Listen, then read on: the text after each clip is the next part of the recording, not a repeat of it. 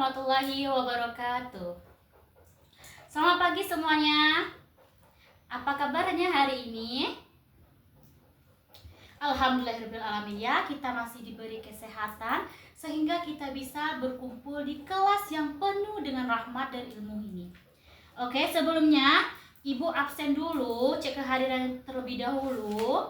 Kalau hadir hari ini, angkat tangannya, bilang hadir ya. Oke, Deki Saputra hadir, Dela hadir, Dona hadir, Dewi hadir, Pani hadir, Padil hadir, Pina kemana?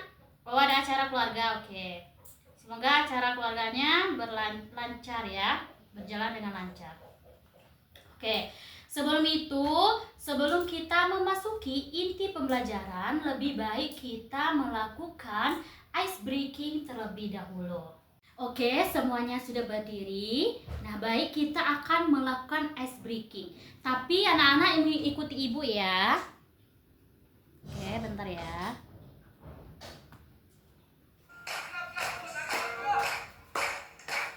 Jari tepuk jari 2, tepuk jari 3, tepuk jari 4, tepuk jari 5. Berbunyi semua 1, 2, 3, ku siap berdoa.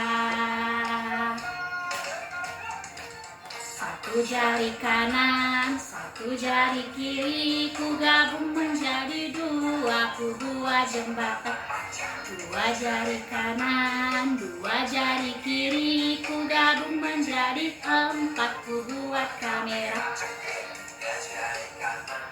3 jari kiri, ku gabung menjadi 6, ku buat menara tinggi. 4 jari kiri, ku gabung menjadi 8, ku buat telinga kelinci. 5 jari kanan, 5 jari kiri, ku gabung menjadi 10, ku siap berdoa. Yeay, oke. Sudah. Pastinya anak-anak di sini sudah semangat karena kita sudah melakukan ice breaking. Oke, sebelum anak-anak duduk, tolong cek dulu di bawah meja, di bawah kursi, apakah ada sampah. Kalau ada sampah, tolong buang keluar, tapi buangnya di tempat sampah. Oke, sudah? Oke.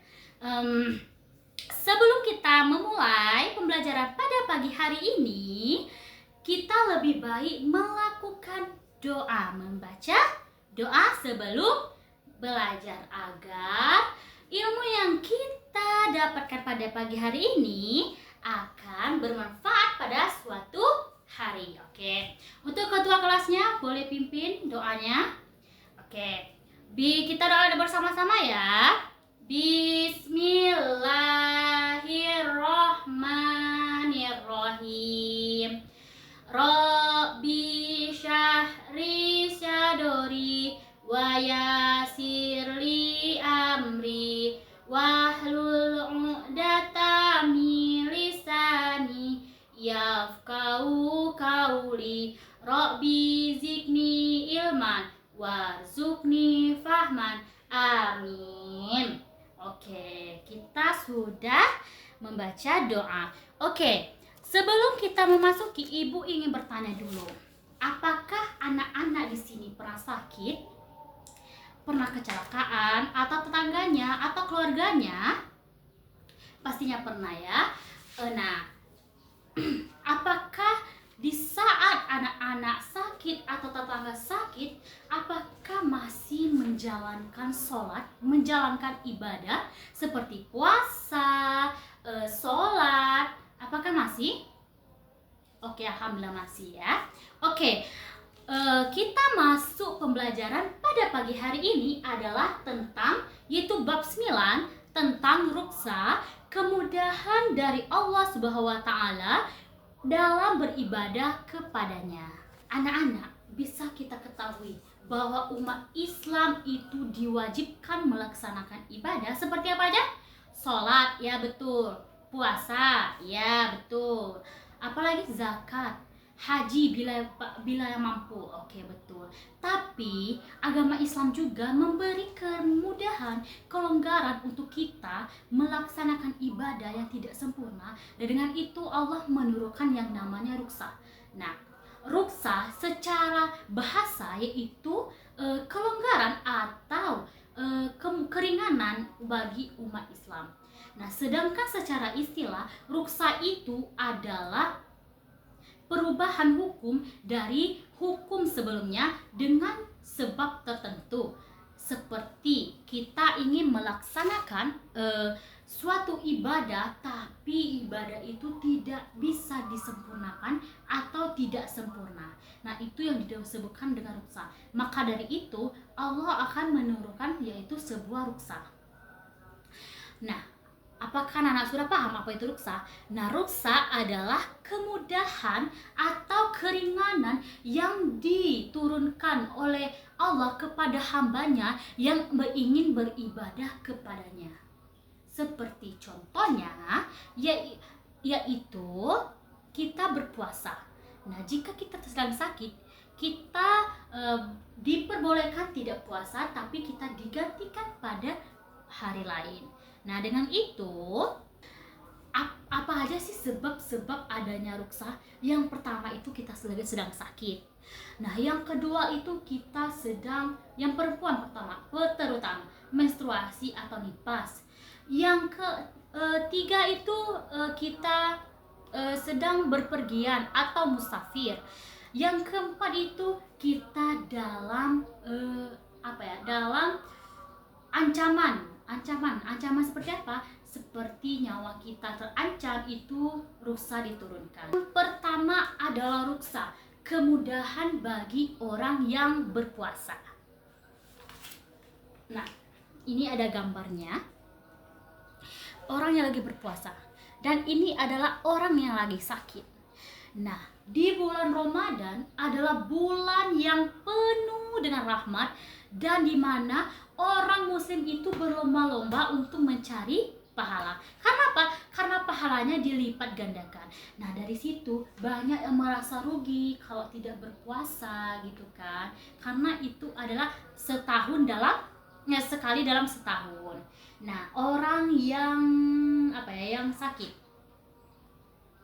Nah, orang yang sakit, misalnya orang yang sakit ini seperti stroke, seperti kecelakaan, terus demam, tapi dia harus minum obat dengan rutin. Itu diperbolehkan tidak puasa, tapi digantikan pada hari lain.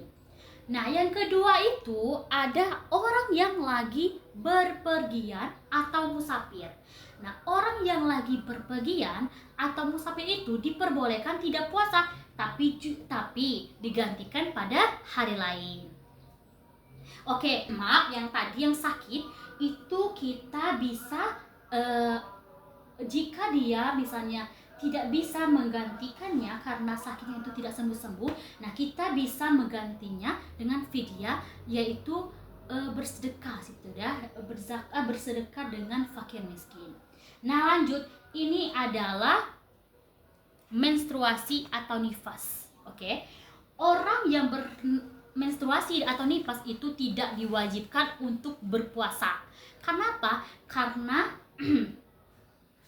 nah, yang pertama itu nifas. Nah, nifas itu adalah ibu hamil yang keluar darah saat sedang hamil, tapi janinnya itu sudah berbentuk manusia atau 80 hari, itu namanya nifas. Nah, jika ibu hamil itu mengeluarkan darah tapi janinnya itu belum terbentuk manusia atau belum 80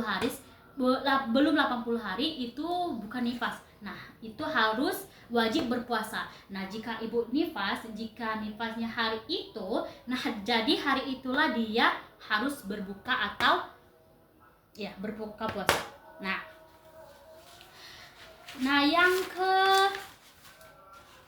yang keempat itu ada ibu hamil dan menyusui. Nah, ibu hamil dan menyusui ini diperbolehkan tidak puasa, tapi dengan alasan jika puasa itu membahayakan dirinya dan anaknya, itu diperbolehkan tidak puasa, tapi digantikannya pada hari lain dan fidyah pada fakir miskin. Oke, itu digantikannya puasa dan fidyah pada fakir miskin. Nah, yang terakhir itu adalah orang tua yang rentan. Nah, orang tua yang rentan itu biasanya daya tubuhnya itu sudah lemah. Nah, dia itu diperbolehkan tidak puasa, tapi digantikan dengan fidyah atau berupa beras sebanyak 1 mun atau 0,75 liter, atau bisa juga makanan yang siap saji tapi sesuai dengan hari yang digantikan itu. Nah, sampai sini sudah paham? Oke, alhamdulillah sudah paham. Kita lanjut. Oke, lanjut. Yang kedua itu ruksak, kemudahan dalam sholat. Nah, di sini pasti anak-anak yang pernah berpergian jauh ataupun mau sholat tidak menemukan air. Nah, dengan begitu Allah memberikan kemudahan kepada kita, yaitu dengan adanya tayamum. Yaitu tayamum itu tanpa air, kan, berwudu tanpa air, yaitu namanya itu tayamum. Nah, dengan itu kita bisa bertayamum tanpa air. Ya, dengan contohnya itu debu dan tanah yang suci. Nah, maksud debu dan tanah yang suci ini adalah tanah atau debu yang tidak menyentuh najis, seperti air kencing, air liur, anjing, babi, pokoknya yang bersentuhan dengan najis. Nah, itu tidak boleh dipakai debunya. Debunya itu harus bersih gitu ya. Jangan tanah liat, jangan tanah basah. Itu tidak boleh, oke? Nah, oke. Lanjut. Nah, pernahkah anak-anak di sini saat sholat? Nah, ada juga sholat. Nah, jika misalnya anak-anak yang lagi berpergian jauh tapi tidak lagi sempat sholat, itu boleh dijamakkan. Nah, sholat dijamakkan itu adalah sholat yang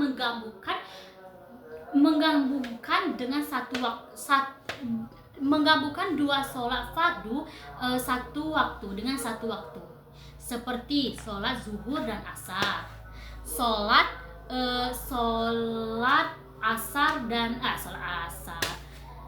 maghrib dan isya. Boleh. Nah, pernahkah anak-anak berpergian tapi tidak sempat sholat? Misalnya tidak sempat sholat maghrib, tapi sempatnya sholat isya. Nah, itu boleh dijamakkan. Nah, jamak itu adalah menggabungkan dua sholat fardu dalam satu waktu, seperti sholat zuhur dan asar. Nah, sholat asar dan maghrib. Nah, yang berdekatan waktunya. Kenapa Bu? Kenapa tidak boleh sholat subuh? Karena sholat subuh itu jauhnya, waktunya itu berjauhan. Nah, seperti contohnya ini. Sholat zuhur, asar kan berdekatan ini. Nah, ini boleh dijamakkan. Nah, ini sholat maghrib dan isya, ini kan berdekatan. Nah, isya kan ini subuh. Subuh itu berjauhan waktunya. Jadi tidak boleh dijamakkan. Oke. Lanjut, ada juga yang namanya sholat qasar. Nah, sholat qasar ini adalah sholat yang dipersingkatkan, tapi harus 4 rakaat. Apa saja 4 rakaat? Ada berapa? Ada 3. Oke, betul. Apa aja? Zuhur, isya, dan asar. Nah, itu boleh dikosarkan atau dipersingkatkan, tapi bagi orang musafir. Kalau kalian cuma berpergian hanya 5 menit, itu tidak boleh dipersingkatkan. Nah, maksudnya dipersingkatkan bagaimana, Bu? Nah, rakaat yang boleh dikosar itu adalah rakaat yang ada 4 rakaat. Nah, kan ini 4 rakaat dipersingkatkan menjadi 2 rakaat. Isya ada 4 dipersingkatkan menjadi 2. Zuhur ada 4 dipersingkatkan lagi menjadi 2. Asar ada 4 rakaat dipersingkatkan lagi menjadi 2. Dengan catatan ini hanya untuk orang musafir atau perjalanan jauh. Oke. Nah, di sini Allah juga memberikan keringanan kepada hambanya yang sedang sakit tapi mau sholat, tetap mau sholat. Bukan mau sih, itu kan kewajiban kita sebagai umat Islam. Nah, dengan sakit tapi dia hanya bisa duduk saja, Bu. Nah, bisa duduk saja kan? Nah, dengan begitu Allah mempermudahkan kita. Jika hanya bisa duduk, kita bisa sholat dengan duduk. Ini contohnya ya, duduk di kursi roda, pokoknya duduk. Kita nggak apa-apa, Allah memberi keringanan untuk kita. Jika kita sedang sakit tapi tidak mampu lagi berdiri, kita bisa sholat sambil duduk. Nah, dan juga tadi Ibu ingatkan lagi, jika kita misalnya kan nggak mau sholat tapi tidak bisa menyentuh air karena ada luka bakar, mungkin kalau terkena air itu perih, kita boleh bertayamum, tapi dengan syarat debu atau tanahnya itu harus suci atau terhindar dari najis. Oke, sampai di sini sudah paham? Oke, paham ya. Oke, yang terakhir itu adalah ruksa atau keringanan haji. Yaitu Allah mewajibkan seseorang yang sudah mampu, mewajibkan naik haji seseorang yang sudah mampu. Allah tidak membebani kepada hambanya yang tidak mampu naik haji. Nah, Allah juga memberi kemudahan jika dia sudah mampu tapi dia menunda naik hajinya, itu diperbolehkan. Seperti contohnya tahun 2019, tahun 2020 itu adalah COVID-19 kan. Nah, di situ Allah memperbolehkan untuk menunda haji karena itu bisa mengancam nyawa kita. Mungkin itu saja. Sampai di sini apakah anak-anak sudah paham? Alhamdulillah ya, kalau sudah paham, kita lanjut lagi. Apa saja sih hikmah ruksa ini? Apakah anak-anak sudah tahu? Nah, yang pertama itu cara Allah menunjukkan kasih sayang kepada hambanya. Yang kedua itu memudahkan umat Islam dalam beribadah kepada Allah Subhanahu wa taala. Yang ketiga itu menjaga kesehatan dan keselamatan hambanya. Yang keempat, menunjukkan rasa syukur kepada Allah Subhanahu wa taala. Kelima, membuktikan bahwa Islam adalah agama yang penuh rahmat dan kemudahan. Nah, sampai di sini Ibu mau bertanya, apakah anak-anak sudah paham apa artinya ruksa, apa saja ruksa, dan apa hikmah dari ruksa ini? Oke, sudah paham? Alhamdulillahirrahmanirrahim. Kalau sudah paham, Ibu ingin membagikan kelompok. Ya, di sini ada 20 orang ya. Ibu akan membagikan kelompok dulu. Baiklah. Kalau sudah paham semuanya, Ibu akan membagikan 4 kelompok. Nah, 4 kelompok. Nah, peraturannya ini memang kalian itu berkelompok, tapi yang mempresentasikannya ke depan itu yang sudah mengambil kertas ini. Nah, begini ya. Nah, setiap kelompoknya itu akan mendapatkan, jika dia benar, dia akan mendapatkan 10 poin. Jika dia salah, dia akan minus 5. Ya. Oke. Nah, Ibu akan membagikan 4 kelompok. Di sini kan ada 20 orang. Nah, jadi setiap kelompoknya itu ada 5. Nah, ini permainannya seperti ini. Ini bukan permainan sih, lebih ini permainan estafet. Nah, ini ada sebuah kertas.